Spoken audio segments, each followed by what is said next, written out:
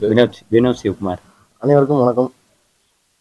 நாங்கள் நல்லபடியாக ஒரு படத்தை முடித்து உங்கள் கையில் கொண்டாந்து சேர்த்துருக்கோம். இந்த படத்தை மக்கள்கிட்ட கொண்டு போய் சேர்த்து மக்களை உள்ள வர வைக்க வேண்டியது உங்களோட கடமை. அதுதான் நான் உங்கள்கிட்ட வேண்டி கேட்டுக்கிறது. மக்களாகிய உங்களுக்கு ஒன்றே ஒன்று தான் சொல்லிக்கிறேன். ஓடிடியில் படம் வரட்டும், அப்புறமா பார்த்துக்கலான்னு வெயிட் பண்ணாதீங்க. தயவு செஞ்சு நல்ல படத்தை தேட்டரில் வந்து பாருங்கள். கண்டிப்பாக உங்களுக்கு நல்ல எக்ஸ்பீரியன்ஸாக இருக்கும். தயவு செஞ்சு தேட்டருக்கு வாங்க. நன்றி.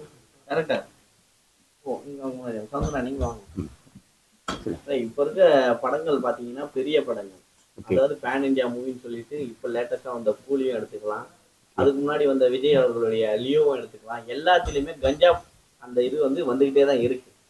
நீங்க அதை எதிர்த்து இது வேணான்னு சொல்லி இருக்கிறீங்க, எந்த கான்செப்ட்ல? ஏன்னா நீ தமிழ் சினிமால ஸ்டைல்னாவே சிகரெட் போட்டு தான் ரஜினி சார் வந்தாரு. கண்டிப்பா அதை பார்த்து நிறைய பேர் சிகரெட்டை பிடிச்சாங்க. சினிமாவிலேயே அதை இது பண்ண முடியலையே உங்களால. இதை எப்படி கொண்டு வர போறீங்க? அது இல்லாம இந்த சிகரெட்டை ஒழிக்காத கவர்மெண்டே வேணான்னு சொல்லியிருக்கீங்க. கண்டிப்பா ஒரு அடுத்த கவர்மெண்ட் சரியான கவர்மெண்ட் வரணும்ன்றதுனாலயா? இது ரெண்டு பேருக்குமே சேர்த்துதான். இது அப்படி இல்லை, ஒரு நல்ல விஷயத்த எந்த கவர்மெண்ட் இருக்கும்போதும் செய்யலாம். அதனால சொல்ல வந்தது தீர்க்கமா சொல்லியிருக்கோம். ஏன்னா எவ்வளோ கேன்சர் பேஷண்ட் பார்க்குறோம். அது ஆரம்பத்தில் பிடிக்கிறாங்க, எதுவும் தெரிய மாட்டேங்குது, பிற்பகலில் தான் தெரியுது அதோட விளைவு. அதை கொஞ்சம் டீட்டெயிலாக சொல்லியிருக்கோம். அதுதான் நோக்கமே தவிர வேற ஒரு விஷயம். நீங்க போலீஸ் கேட் பண்ணிருக்கீங்க, அதே மாதிரி தலைவரும் போலீஸ் அடுத்த படம் வரப்போகுது.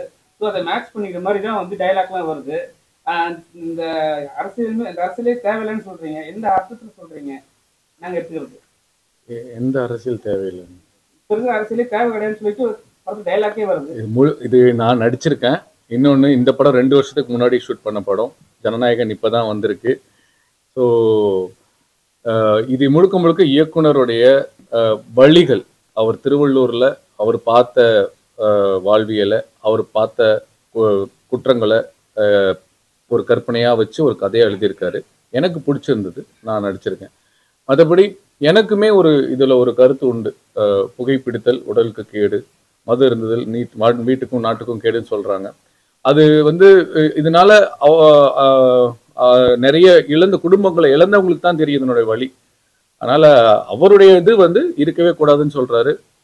அதுக்கான ஒரு ஜஸ்டிஃபிகேஷன் சொல்லிப்பாரு. இது ஒரு தனி மனிதனா நம்ம எடுக்க முடியாது, ஒரு எல்லாரும் சேர்ந்து முடிவெடுக்க வேண்டியது. அதனால அது அரசியல் மாற்றங்கள், நிறைய அரசியல் தலைவர்கள் சேர்ந்து மக்களுக்கும் சேர்ந்து அது பண்ணணும். மேலை நாடுகள்லாம் இது லீகலா இருக்கு. நிக்கோட்டின் லெவலை கம்மி பண்ணலாம். இல்லை இந்த மாதிரி குடிசை தொழில், இந்த மாதிரி பீடி சுற்றுறவங்களுக்கு சேஃப்டி இது பண்ணி இதை பண்ணலாம் அப்படின்றது என்னுடைய தனிப்பட்ட கருத்து. ஸோ அதை உட்காந்து பேசி மக்களுக்கு எது நல்லதோ அப்படி பண்ணக்கூடிய ஒரு ஆட்சியும் அப்படி பண்ணக்கூடிய ஒரு தலைவர்களும் வரணுன்றது தான் இந்த படத்தோட நோக்கமும். அதான் அவர் சொல்றாரு. ஒரு கொஸ்டின், இந்த படத்துல நீங்க அதாவது நாங்கள் படம் பார்த்ததுக்கு அப்புறம் நான் புரிஞ்சுக்கிட்டது, இந்த படத்துல பயன்படுத்தின ஒரு கூர்மையான ஆயுதமா நான் நினைக்கிறது அந்த ஐடியா எப்படி உங்களுக்கு? இல்லை, அதுதான் கண்டிப்பா. அதுதான் இது இல்லைன்னா இது உங்களுக்கு தெரியாத ஒன்றும் இல்லை. திருக்குறள்ல எவ்வளோ பொருட்கள் இருக்குது, அதுல எவ்வளோ அர்த்தங்கள் இருக்கு. இது எளிமையா மக்கள் கிட்ட போய் சேரது என்னன்னா லோக்கல் ஸ்லாங்ல சொல்லலாம், வேற எந்த ஸ்லாங்னாலும் சொல்லலாம். ஆனா இந்த திருக்குறள் மட்டும்தான் அப்பத்துல இருந்து இருக்கு, இப்ப இல்லை எப்பவும் இருக்கும். அதை அழிக்கவும் முடியாது, அதோட வார்த்தைகளும் அழிக்க முடியாது. அந்த ஒரு காரணத்தினால்தான் திருக்குறளை மையப்படுத்தி இந்த ஒரு விஷயத்த அந்த ஒரு மெத்தட்ல சொல்ல வந்தேன் நான். மண்ணுக்கும் மக்களுக்கும் அண்ணன் நிறைய சோசியல் மீடியாலாம் பண்ணிருக்காரு, இயற்கை வளங்கள்லாம் சொல்லிருக்காரு. அப்புறம் சூஸ் பண்றது காரணம் ரொம்ப நாள் ஆச்சு. ஏன்னா சுந்தரபாண்டியனுக்கு அப்புறம் எங்க அப்படின்ற மாதிரி மலையாளத்துல போயிருந்தாரு, இப்ப பார்த்தா திரும்ப வந்திருக்காரு. இதுல நல்லா கொடுத்துருக்கீங்க, இதுல செட் ஆகுதுன்னு எப்படி கண்டுபிடிச்சு? கண்டிப்பா இது நான் பல நடிகர்களை எனக்கு தேர்வு சொன்னாங்க. அதுல முக்கியமா பாத்தீங்கன்னா நான் பார்த்து ஒரு கேள்விப்பட்ட உடனே இது பண்ணிட்டேன். ஏன்னா ஒரு வெறித்தனமான ஒரு நடிகராகிறது ஒரு தன்னை எல்லாருக்கும் வாய்ப்பு கொடுத்தாதான் ப்ரூவ் பண்ண முடியும். அந்த ஒரு விஷயத்துல அவரோட ஏக்கங்களை நான் பல இன்டர்வியூல பார்த்துருக்கேன் நானு. ஆனா சரியான ஒரு கரெக்டான ஒரு கொடுக்கலாம் அப்படின்னு சொல்லி தான் தேர்வு பண்ணேன். என் கதைக்கு ஏற்ற கருடன் சவுந்தர் பிரதர் தான், அதுல எந்த மாற்றமும் கிடையாது. எனக்கு அமைஞ்சது அந்த ஒரு விஷயம்.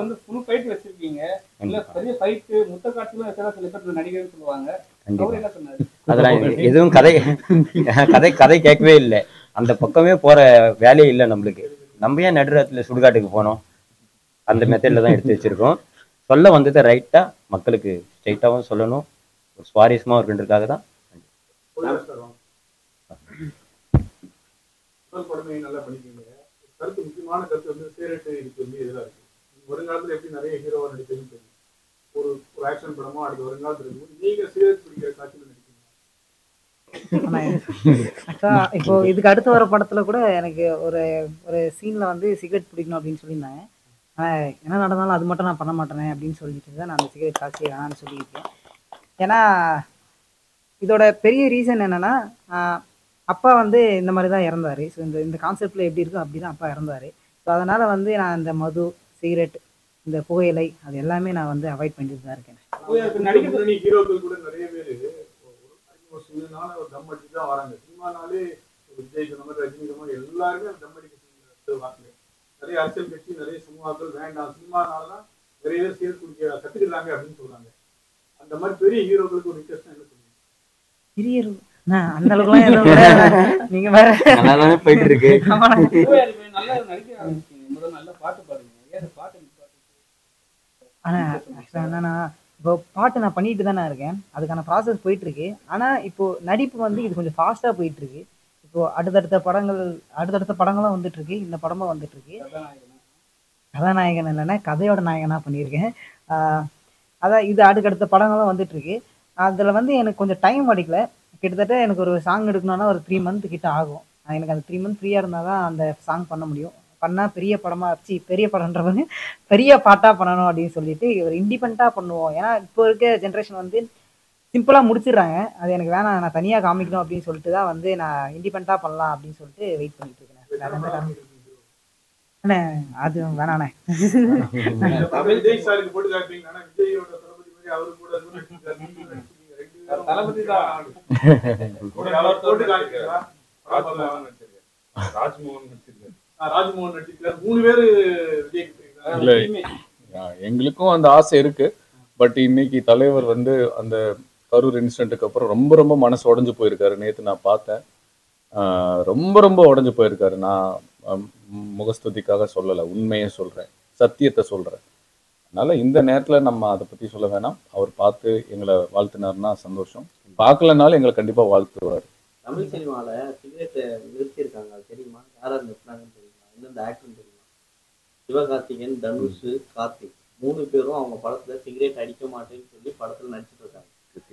அதை கூட நீங்க சில இடத்துல காட்டியிருக்கலாமோன்னு தோணுச்சு. ஏன்னா இன்னைக்கு எல்லாருமே அதான் மாசின்னு தொடங்கினாவே வாயில சிகரெட் வச்சுட்டு ரஜினி சார்ல இருந்து எல்லாருமே கொண்டு வராங்க. ஸோ ஒருவேளை படத்துல சினிமாவை தான் அதிகமா வெளியில ப்ரொஜெக்ட் அதிகமா எல்லாருமே பார்க்கக்கூடியது. ஸோ அதை நீங்க காமிச்சிட்டு அதை நிறுத்தலாம் அப்படின்னு சொல்லியிருக்கலாங்க. ஏன்னா கவர்மெண்ட்டை சொல்றதுக்கு பதில் கூட கவர்மெண்ட் இல்லை, கதை வந்து அவங்கள பற்றி சம்மந்தப்பட்டது இல்லை. இது முழுக்க முழுக்க பார்த்தீங்கன்னா உண்மை சம்பவம் போல தான். நான் திருநெல்வேலி மாவட்டம்லாம் போயிருக்கேன். நான் போயிட்டு இது எல்லாமே நான் அனலைஸ் பண்ணியிருக்கேன். நான் அந்த ஒரு பீடி 1000 பீடி சுற்றினா எவ்வளோ பணம் வரும்? 200 வரும். அதுலேயும் பார்த்தீங்கன்னா டேக்ஸ் எல்லாமே போயிட்டுனா 165 ரூபா மட்டும் தான் அவங்க கைக்கு வருது. இதுக்காக வந்து அதோட பின்விளைவு தெரியாமல் ஒரு விஷயம் பண்ணிருக்காங்க. இது இல்லைன்னா எவ்வளோ விஷயம் இருக்குது. அதனால தான் நான் அவ்வளோ டீட்டெயிலாக சொல்ல வந்தேன். இஸ்லாமிய தோழர் பண்ணாத விஷயத்த நீங்க வந்து படத்தை ஒரு காட்சி இருக்கீங்க, எவ்வளவு எதிர்ப்பு வரும்னு தெரியுமா? சொல்லுங்க. அந்த காட்சி நல்லா வெளில சொன்னாங்க, ரிவீல் பண்ணாதீங்க. அதான் இஸ்லாமியர் பண்ணாத ஒரு அது வார்த்தையோட சொல்ல மாட்டாங்க. இல்ல அது ஆக்சுவலி அது இவர் ரிசர்ச் பண்ணி இல்ல, இப்ப இவர் அதை வந்து ரிசர்ச் பண்ணி இந்த படத்துல கற்பனையா தான் பண்ணியிருக்காரு. எதுவுமே இதுல உண்மை கிடையாது. இந்த படம் முழுக்க முழுக்க இவருடைய பொது சிந்தனையும் வழிகளையும் ஒரு கற்பனையான ஒரு கதையா திரைக்கதை அமைச்சு கொடுத்திருக்காரு. அது ஒரு சில தவறுகள் இருந்தா மன்னிச்சுக்கன்னு முன்னாடியே சொல்லிட்டாரு. நம்ம அத கற்பனை யாராவது மனசை புண்படுத்திருந்தா நானும் சேர்த்து மன்னிப்பு கேட்டுக்கிறேன்.